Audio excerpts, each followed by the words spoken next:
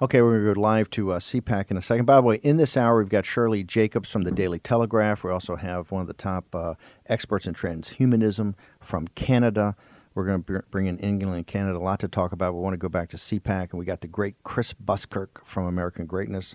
Commander Eric Greitens in studio as our co-host, and Raheem Kassam, my wingman. Okay, want to go to CPAC, one and only Fog City Midge, one of the top influencers for the conservative movement, and particularly young conservatives. So Fog City, put us in the room. What's it like today, first day, opening day of CPAC? I have to say, Steve, it's actually very surprising. I've been a little bit down since, the last few months, everything that's happened. No, Fog City, stop. Fog City, stop. Not a little bit down.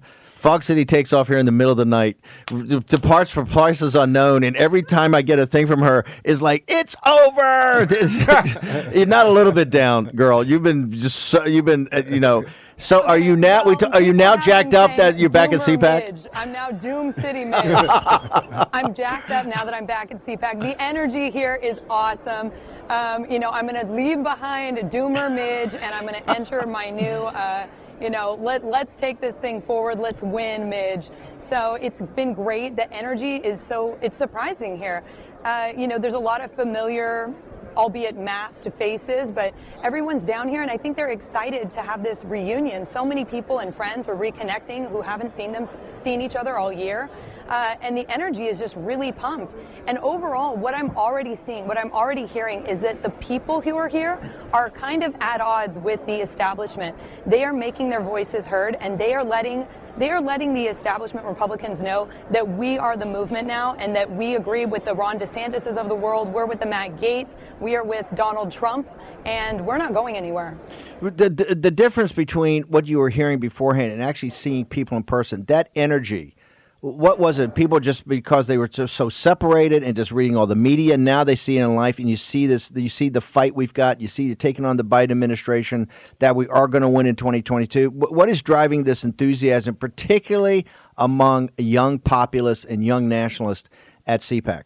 I don't know where it comes from. I suppose hope springs eternal, but, the people down here, I think, one, they're excited to be in the same room. People have been cooped up, and so many people that came from blue states are just excited to be in Florida. They're excited to be in a free state, even though we're in a blue county and they've got this dumb mask rule, which people are complaining a lot about. But once they get in there, once everybody's walking around with their water, everybody knows that it's just part of the game that we have to play right now. But, I think that people know that Donald Trump won in an overwhelming landslide on November 3rd. They know that we are the majority. The media and everyone tries to make it seem like, or make us feel like we're in the minority, that you're an outcast. But the reality is that when we're here and we're together, we know that we are the majority in this country, and that we're right.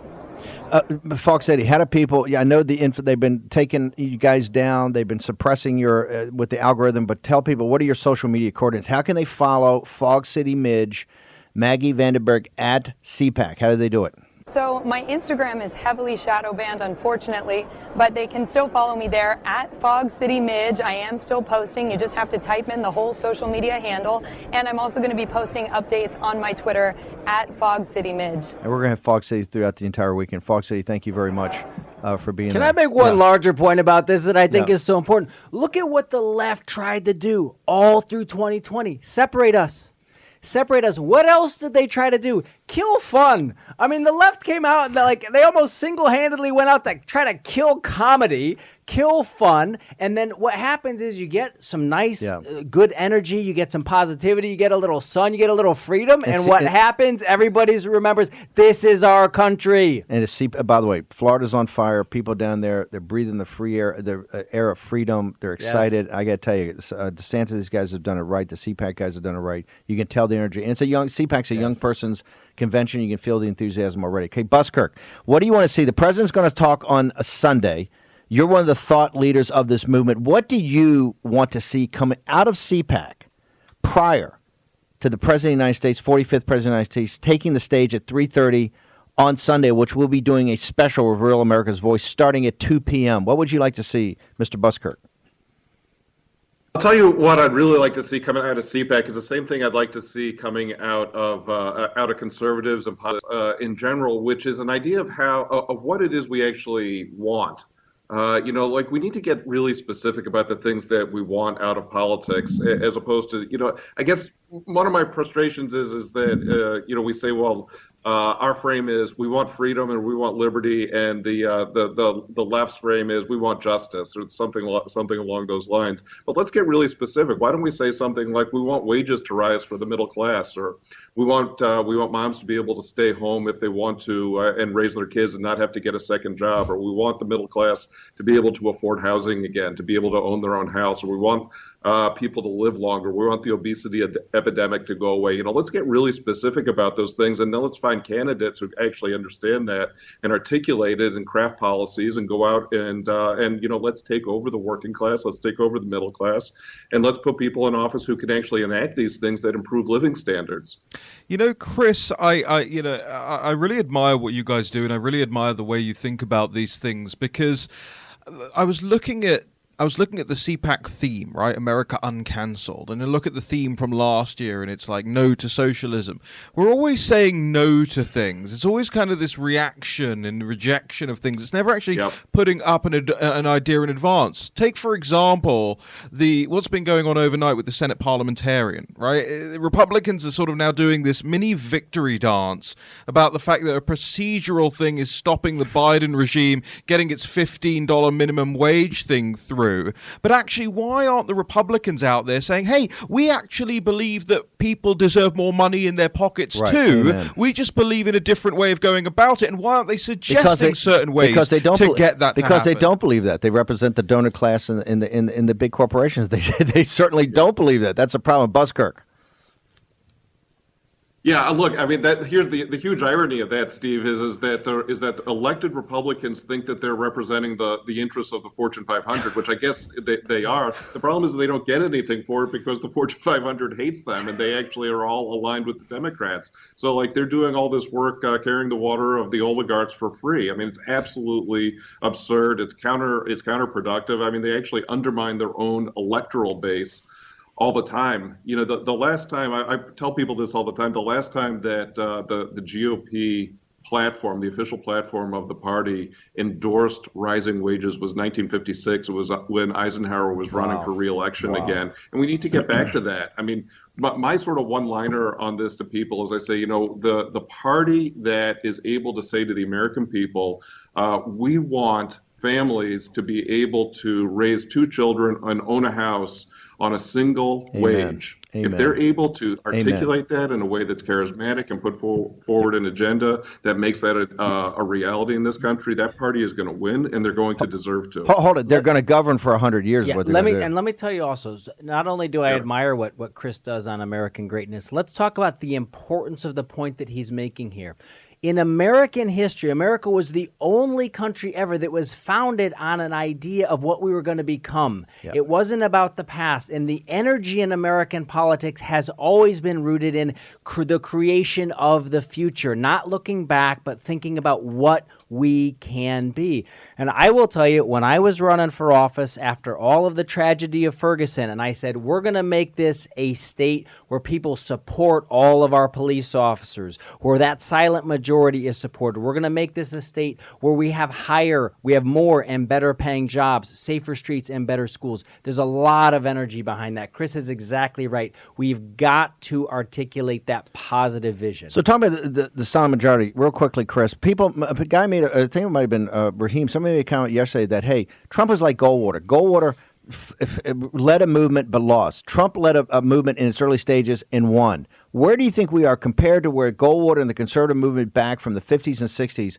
Where do you think we stand today with this populist nationalist movement led by Donald J. Trump, the 45th president of the United States? Everything moves faster now than it did in the 50s and 60s. Cultural change, political change, economic change, technological change, all those things are just, if they were moving at 50 miles an hour 50 or 60 years ago, they're moving at 200 miles an hour today. So yeah, I like that analogy with Goldwater. I guess what I would say is, Goldwater loses in '64. It takes 16 years to get Reagan. Yeah. If Trump wins, so that's that's obviously different. But how do you get the candidate, or how long does it take you to get the candidate that kind of fulfills the promise of the Trump administration, of the Trump agenda? I don't think it takes 16 years. Is it in 2024, 2028? Well, Maybe. I think the most important things you're saying now, you got to put some meat on the bone. You got to come with what your objectives are, what you want, and the policies to back it up. That's why I hope CPAC is the beginning of this. Buskirk, how do people get to American Greatness, and how do they get to you? Because you guys are doing amazing work. American Greatness online, amgreatness.com. You can find us on Twitter or Parler. I'm at the Chris Buskirk on Twitter, or at Buskirk on Parler. Chris Buskirk, one of the thought leaders of this movement. Thank you very much for joining us today from Arizona.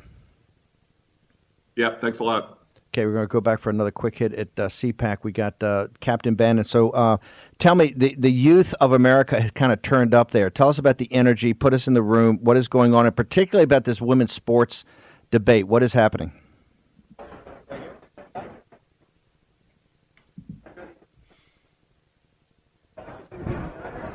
There we got a technical problem. Let's go back to. I want to turn back here to the crowd. What do we got? Tell me. I want to talk about what Buskirk just said about about where we stand in this movement and wanting specific objectives and policies to go up with it. Yeah, I think people need to pay very close attention to Buskirk and the American Greatness. They're always just a couple of steps ahead of where we need to be, what we need to be thinking about.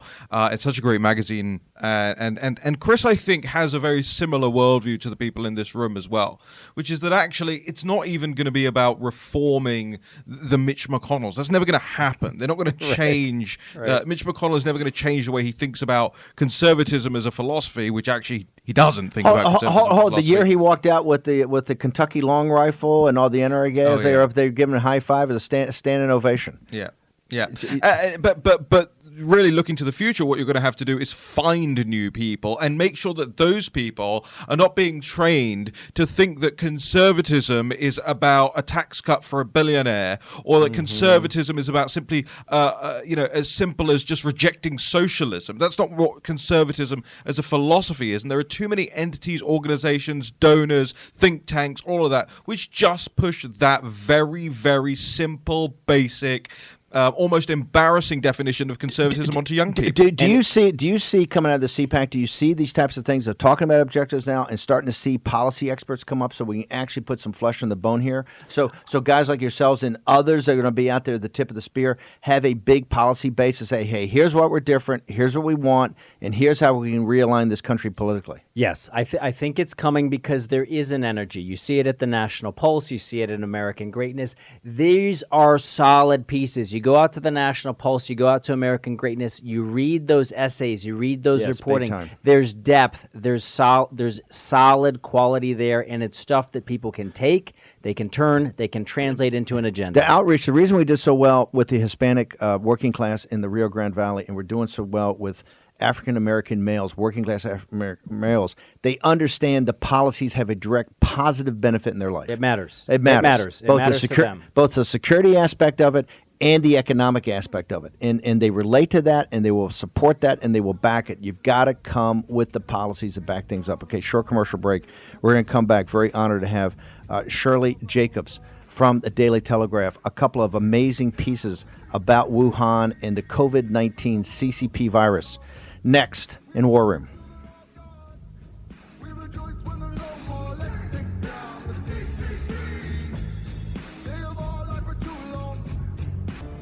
War Room, Pandemic with Stephen K. Bannon. The epidemic is a demon, and we cannot let this demon hide. War Room, Pandemic. Here's your host, Stephen K. Bannon. I want to tell the audience we've had some technical problems with CPAC, but not CPAC, but with our hookup out there. We're going to try to fix those, and we definitely want to go. If we can't get to Captain Bannon today, we're going to get to her this evening for her report, and others, Maggie, Tudor Dixon, the entire crew, Amanda Head, a whole crew down there, and CPAC. Want to make sure we get live reports from there. But we have to go to Sherelle Jacobs, a columnist of the Daily Telegraph, wrote two amazing pieces, and I want to go to the second one first, about the Wuhan lab. Ms. Jacobs, can you just take us through what you're talking about WHO, their handling of this investigation, and with the Wuhan lab? It's quite brilliant. So I'm just going to give you as much runway as possible. Just take the ball and run with it. Yeah, so the piece was really triggered by the WHO's judgment that it is highly unlikely that COVID-19 was the result of a lab leak, even though that there is quite a lot of circumstantial evidence. But in the same breath, they said that they weren't taking off the table the likelihood that it had actually come from via frozen food packaging from somewhere outside of China, even though there's no evidence of that whatsoever. And the thinking in Geneva behind this, or the whispering of the thinking, is that it is very important to keep China inside the tent at all costs in terms of the next potential pandemic.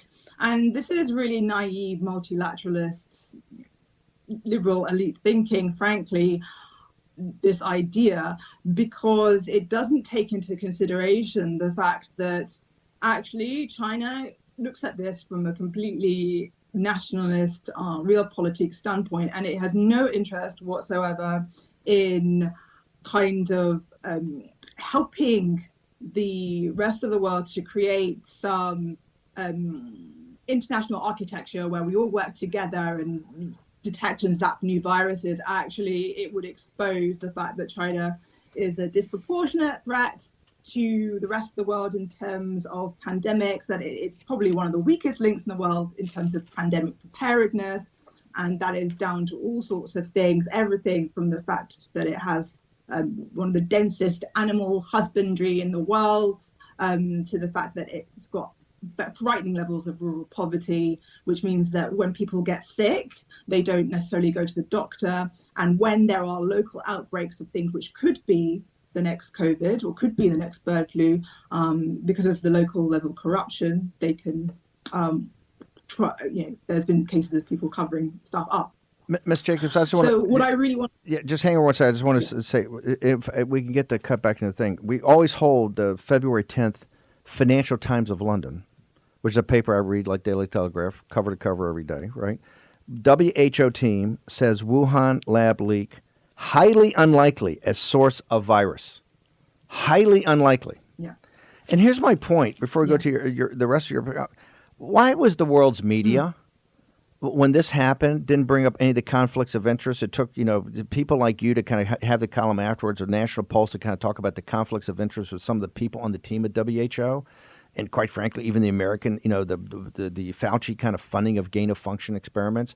There was really no discussion of that whatsoever. It was just like, oh, finally we got the WHO super team in there. And the first thing they found is, it's a wet market and a bat cave and everything like that. What is causing, not just at the WHO level, but the governments in the world? I mean, we hear from intelligence services, right? Sherry Markson in Australia, the great investigative reporter, talks about the Five Eyes, at the intelligence community. Pompeo says something about it. But it seems like it's just a chill. And that's when a column like yours comes up, particularly from a European paper. It's so shocking and startling that somebody's actually saying, hey, is anybody paying attention here? Ms. Jacobs. Yeah.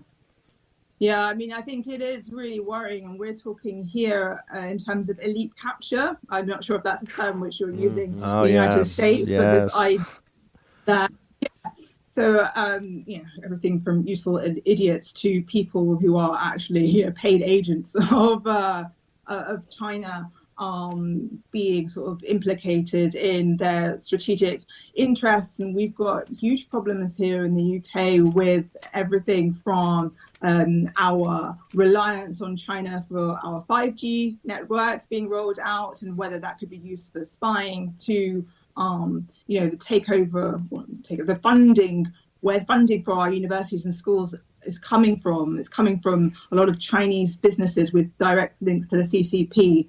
So there are hot questions about whether China is so far penetrated into organizations and the makeup of a country like the UK, that what implications does that have? So when elite capture is a term our audience knows, we talk about it a lot, but when you have a situation probably even worse in the UK, How are you greeted, or after you write a column like this? What is the reaction to you as an individual, as a professional, and as somebody sitting there going, "Hey, it's pretty obvious what's happening here," when everybody else is in denial because they do have a leak capture? What's the response to you individually?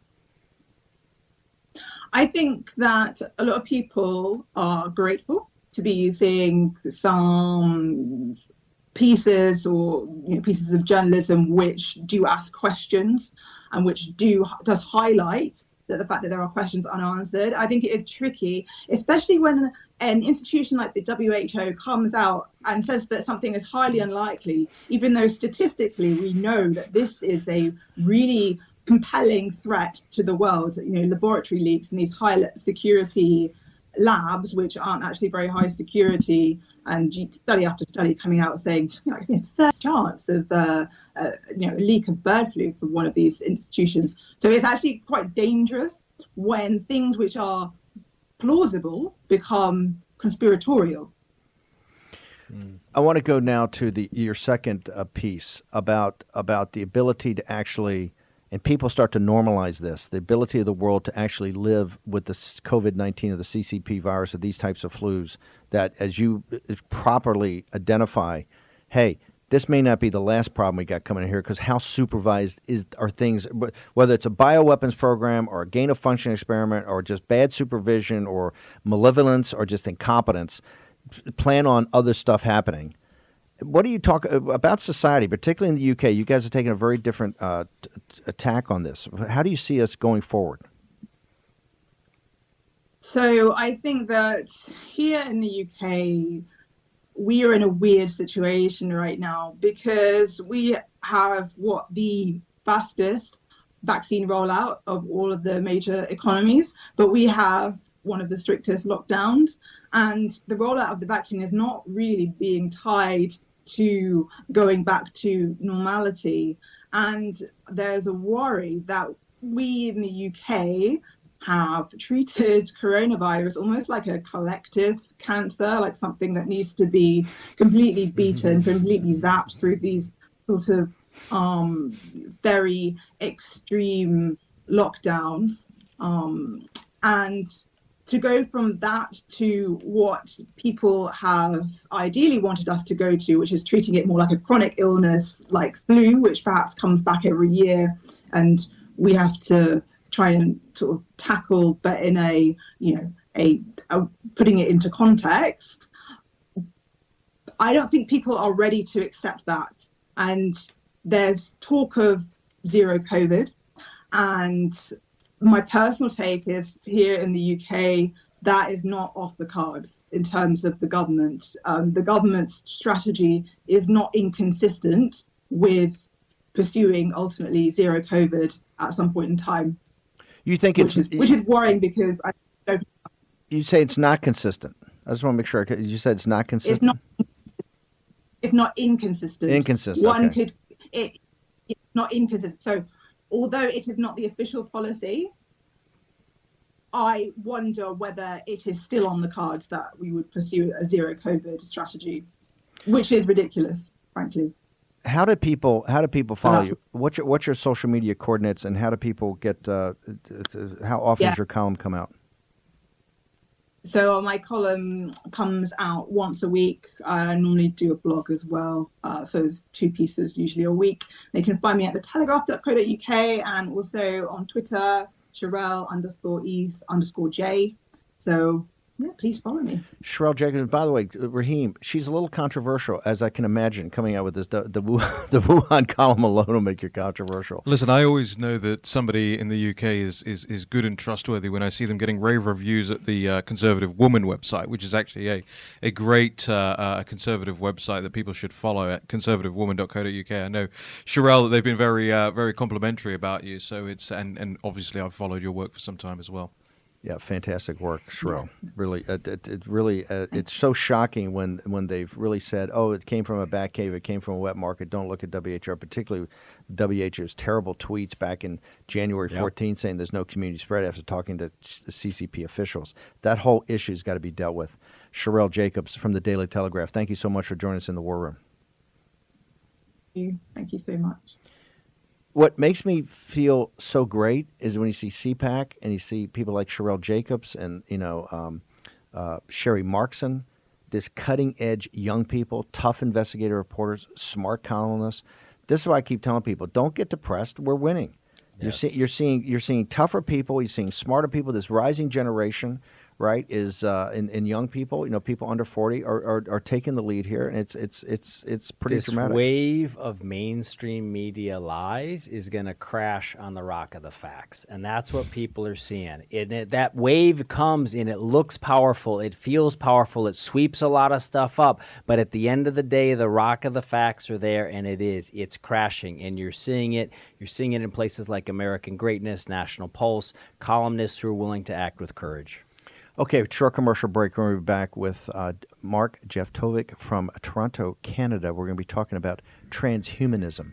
Is it the new religion of the technocratic elite? Next in the War Room.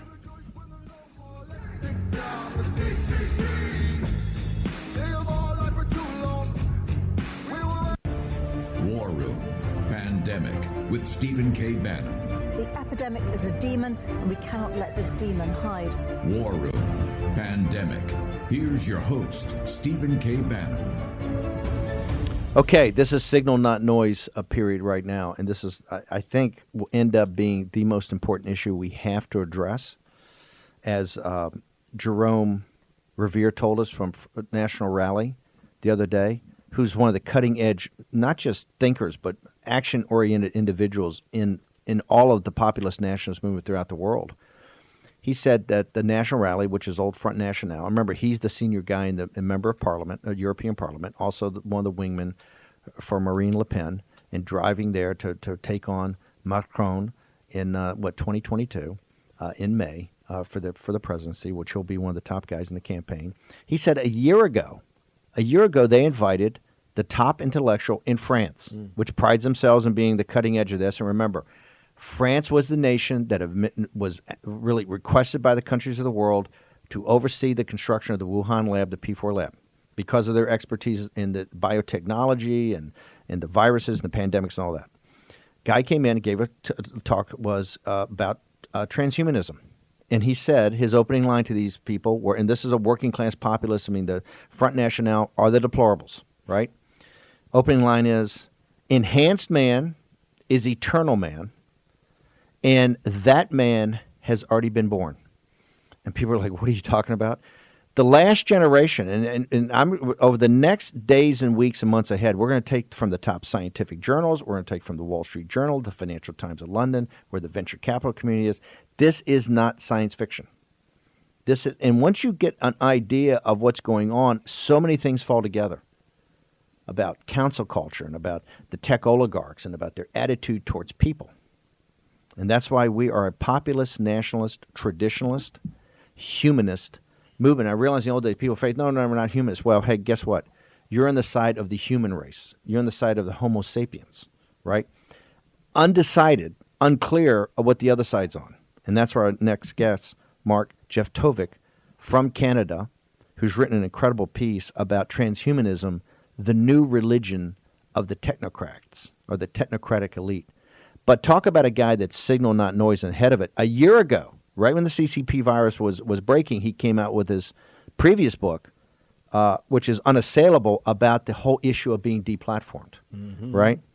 He's also bombthrower.com. He's got a lot of other stuff going on. The piece is a while ago, but we're going back and we're going to curate the best, right? Because we need this audience to start to think about this and to grasp the implications of this, as only this audience can, on a global basis.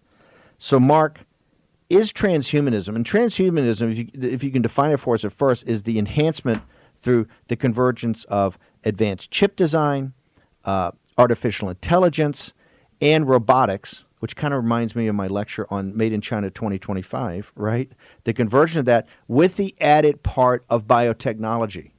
And this concept of the singularity, that there is a point in time when those converge with human biology, that there's something, you have Homo sapien on one side of that and Homo Deus on the other side of that. So, sir, why don't you take, what is transhumanism? Is it a religion of the technocratic elite? Thanks for having me on. That's the way I view it, because I'll take a couple of steps back and say we're heading towards a technocratic society. And that was the topic of my next book. I actually put the book on hold to write Unassailable last year because cancel culture and deplatforming was getting so bad. But I was looking at the way Technocracy was coming down, and it had four corners as far as I was concerned, which was scientism, as opposed to scientific method, which is very different. Wow. We'd be in a very different way if we followed the scientific method. So scientism, governance as a service, like a technocratic governance, unelected, driven by algos, and then economic, this idea that we can micromanage all bad outcomes out of the economy with proper economic policy tweaks. And then, so transhumanism is just the fourth corner of that, because since technocracy, its scaffolding is completely materialist and reductionist and boils everything down to a ping pong ball universe. It has a number of internal contradictions because of that. But that takes spirituality and it takes religion right off the table. And without that, something has to fill the void. And that something, in my mind, is the transhumanist narrative. So there's whatever your spiritual belief is, the technocrats and the radical material reductionists will take that off the table and say none of that exists. But what will exist is an eternal bliss in the cloud. You'll upload your mind to the cloud and you will live like a king forever as long as you follow the rules. Okay, but hang on. To me, are the four corners of this whole thing. It's amazing in scientism. I mean, this is why. Remember, when we first started pandemic, or when we first started impeachment, right? Or we started doing the election, and we talked about the voter, the election, the Transition Integrity Project. Yeah. The very first thing in the war room is get the nomenclature, talk about process, talk about the statics and dynamics of ideas as they go through the world in critical path. Once you have that, you'll be able to come to your own judgments. Then as you read stuff, it'll fall into this framework that you have, and you can take it on. This is what we're doing now with transhumanism. But the way it's being presented overall, because they're trying to hide it. It's all in these different research budgets, or you hear Elon Musk one day about Neuralink, and you hear another guy another day about something else. The bottom line for the technocratic elite right now, to cut right to it, is not to better mankind. It's not to take the world and make it a better place right now. It is because these are radical, atheistic, materialist, and they want eternal life. Every one of them is focused on one thing. They want to live forever. These are radical materialists. And it doesn't matter if you're a Tibetan Buddhist, or if you're a part of the Islamic faith, or if you're an underground hardcore evangelical Christian, or a Roman Catholic, or Hindu, believe in the Vedanta. They don't care. That does not. They are radical, reductionist, materialist, and atheistic to its core, and they believe in technocracy, the technocratic elite, and their thing is to live forever. So, do you agree with that, Mr. Mark Jeftovic? I think you're right that they believe that. What I believe, and so my approach to this is that there is no such thing as AI. And there will never be AI as it is required to be understood within a singularity context. Because when you think of AI in the context of a singularity, you're talking about consciousness. You're talking about artificial, self-aware consciousness, which cannot come forth from a radically materialist world. Because I think they're looking at it completely backwards. And I tried to avoid hitting on this in the book because I didn't want it to be about spirituality or religion, but I kept coming up against it and I couldn't get around it.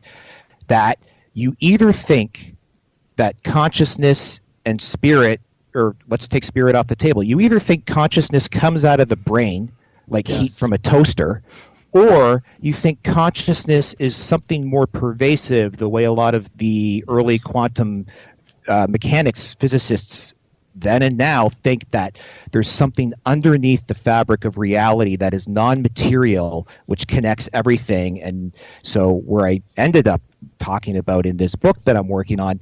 This is what all of the faiths of the world throughout history have been intuiting all of their existence, their aphorisms and metaphors. But the point is, to cut it short, you can't get to where they need to be in a singularity world from a reductionist place. This point about consciousness is what it all boils down to. And I mean, Mark gives them credit with saying, like, their beliefs. A lot of them are even unaware of the beliefs that they actually have. But the fact is, you either believe that consciousness fully emanates, if you have this materialist scientism view, that it's mechanistically coming out of the brain, or there's a wider heat from a toaster. Heat from a toaster is a perfect way. Or there's actually something larger. There's faith. There's God. There's a consciousness that is larger than just your materialist. Isn't it the Holy Spirit? In the Christian faith, we call it the Holy Spirit, and it's the Tao Te Ching. It is. You're an inalienable rights. You're made in the image and likeness of God. That enervating part is the Holy Spirit part of it. And is that Mark, what you're saying can't be replicated in the scientific world? As they try to do this, they're only going to get more and more heat from a toaster, but not the real thing. Right. I mean, maybe they'll make an algo, and they already have, that can beat the world's greatest chess grandmasters or the greatest Go players, but that algo can't tell you how it feels about having beat the grandmaster, because it doesn't think. It's just an algo, and that's all they're ever going to get out of these.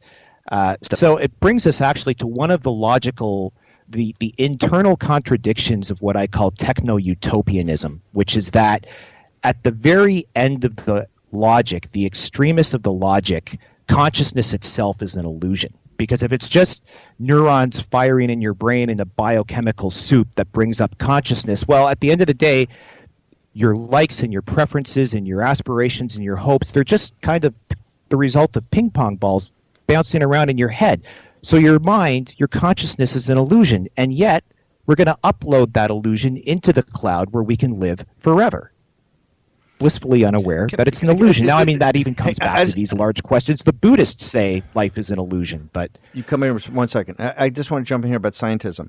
Because what got my interest on this originally was this mantra. I know how information warfare works. I know how psychological warfare works. When they continue to bang you with data-based, evidence-based, science-based, and they're all lockstep in it, and they repeat it over and over and over again. And then when you look at it, the last thing they want to look at is evidence. They won't show any data. They won't show any data. In fact, if you mention anything, you're immediately you're taken off Twitter the other day. If you even mention anything that goes back to data or evidence, that's scientism. They now and there's a deeper program here working that are going to lead to other things than just the CCP virus. You know what's really interesting that you bring that up is I happen to believe that, because Twitter actually got in touch with me yesterday, as I said on the afternoon show, and I happen to believe that the suspension was automated, i.e. it was algorithmic. So artificial intelligence. So now, hold on. But they're now writing to me, human beings are writing to me, defending the decisions of the algorithm.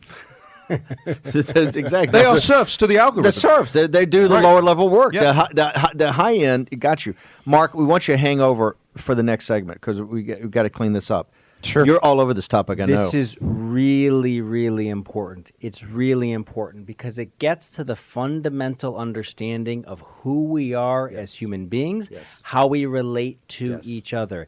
And if you believe that consciousness is strictly material, then it gives you license to do anything to human beings because we're strictly material beings. If you believe in God, if you believe that your consciousness comes from more than just your material being, it's so important. And one final point on this about the scientism. The materialists cannot point to any evidence that consciousness resides in the brain. Yes. Which is why That's what Mark's saying. Yes.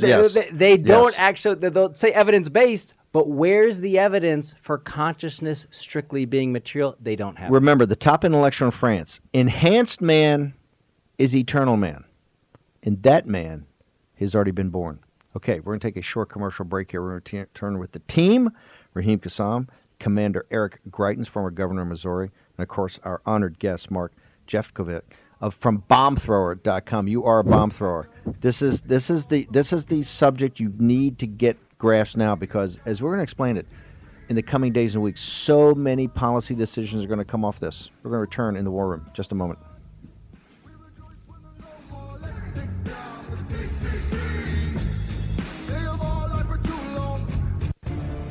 War Room Pandemic with Stephen K. Bannon. The epidemic is a demon, and we cannot let this demon hide. War Room Pandemic. Here's your host, Stephen K. Bannon. The boomers get blamed for a lot. Okay, I'm a boomer. They got good and bad, but I did a whole movie, Generation Zero, about this whole thing about generational history. The question before us, and we're going to get to the answer to this, or try to get to the answer: are the boomers the last generation of humans? Because what comes after the enhanced man? I want to go to Mark Leffergett. I want you guys to jump in. It's on fire right now. Look, this is a topic that has to be addressed, and it has to be addressed not with charlatans and flakes and people like that, but people are doing the hard work. And we're going to show you over the next days and coming weeks, you will be stunned at the amount of money that's going in this, the different capital allocations going into it. And I believe what you're going to find out, and this is why it's a Greek tragedy, like the Greeks knew, but your greatest strength is also your biggest weakness. I believe when we peel it all back, that essentially 75 to 80% of the funding of this, of Enhanced Man, of post-Homo sapien, of what gets you to the singularity and beyond, is by the United States government, the taxpayers. The deplorables are essentially financing, just like on the globalization. It's the pension funds and savings of the deplorables that financed globalization. They didn't know it. They weren't told about it. They just took their money. The same exact thing has happened here, because DARPA and all these agencies and all these disparate things, it's not scary. It's frightening, okay? And we got to get to the bottom of it. Mark Lefkowitz, you make the point that it's a religion that failed. This will be the God that failed, because you're saying that the whole technocracy, all of that, because it doesn't really deal, I guess, with the real true spiritual, the real true consciousness in the way you describe it, that it's going to be a religion that fails. Is that the case that you're making? And when I was working on the book, the beginning premise was all about the notion that this is not a new idea. The people have been talking about this for centuries, that the idea that we were going to use technology to become as gods. This is the story of the Tower of Babel. Around a couple hundred years ago, there was a school of thought called the Russian cosmists. Oh, yeah. This is not anything new, and I don't think it's new now. What is surprising me now is that it's being taken very seriously within the upper echelons of policy. Like when I saw that article in the Wall Street Journal saying, because of COVID, we're going to have to, debug death or whatever it was, I realized this is being taken very seriously. Now, I'm very skeptical. Hang on. Right before you get to that, I got to tell everybody, this is an editorial that was in the Wall Street Journal. It's one of the pieces of evidence we're going to be bringing forward that basically talks about, remember, they're very focused on eternal life. They're very focused on looking at death as like a disease, and that can be conquered, right? This is the Wall Street Journal. It's not some science fiction magazine, or this is not science fiction. This is hard fact of where people are moving. Mark Leffergett, how dangerous is that?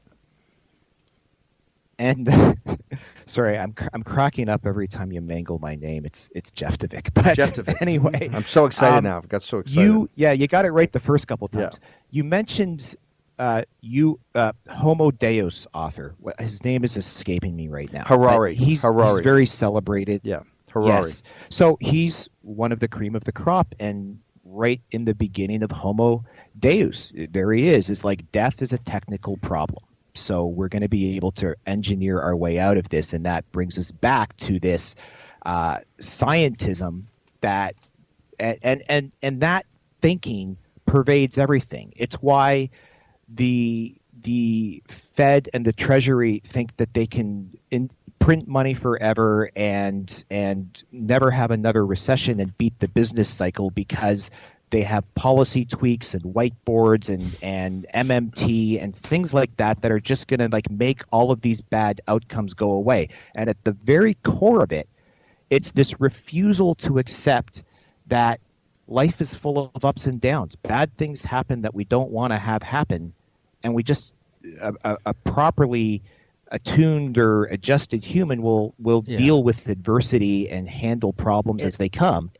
And let's, for instead all of of our viewers, trying to policy tweak them away. Yes, and let's, for all of our viewers, tie this to what you are seeing happen right now in your politics, because there's been a strain of political thinking. You can go all the way back to Plato. There's the idea, there's the gold band of people, there's the silver band of people, there's the bronze band of people, and who should rule, said Plato? The gold people should rule. What does the Chinese Communist Party say? Yep. That the experts should be ruling. The party of Davos? Yes, and who are the elite? This is what you're hearing, the elite. So if the elite should be ruling, and if there is a perfectly rational society where they can look at and use their scientism to figure out what's best for you, then that means they can shut you up.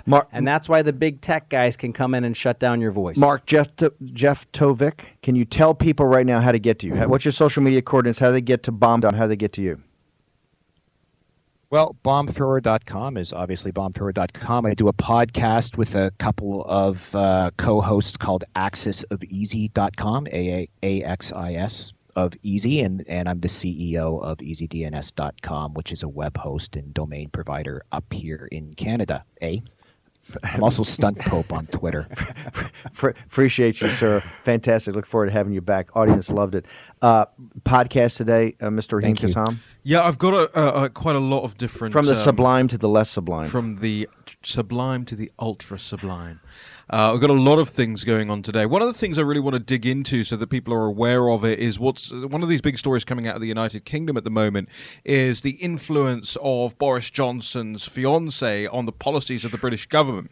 A lot of what we heard earlier from Sherelle is directly linked to how Carrie Symonds has exercised her control over the Conservative Party. It's an absolutely bemusing situation that's going on there. Really, really, Boris is Meghan Markle. Because Ms. Jacobs' article about can you live with her forever really cuts to the chase of what the policy is by the Tory party. That's right. And we've got a whole other list of things that we're going to be covering. Natalie Winter's got a great story up on how Romney and Schumer's staff actually went on CCP-funded trips that we're going to be putting up on the site later today. So there's just a lot going on at thenationalpulse.com.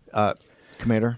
Last word, share this. Okay, 50 days of military occupation, 37 days of Joe Biden, no unaccompanied press conference. But what do you have here? You got Bannon, Kassam talking about things that are mattering today and are mattering in the future. Get out there and share what's happening on War Become Room. a force multiplier. Thank you, Commander. Look forward. He's going to be a regular here as a co-host. Back at 5 o'clock today at CPAC Live. We're going to have our technical problems worked out. We're going to have a live show from CPAC at 5 p.m.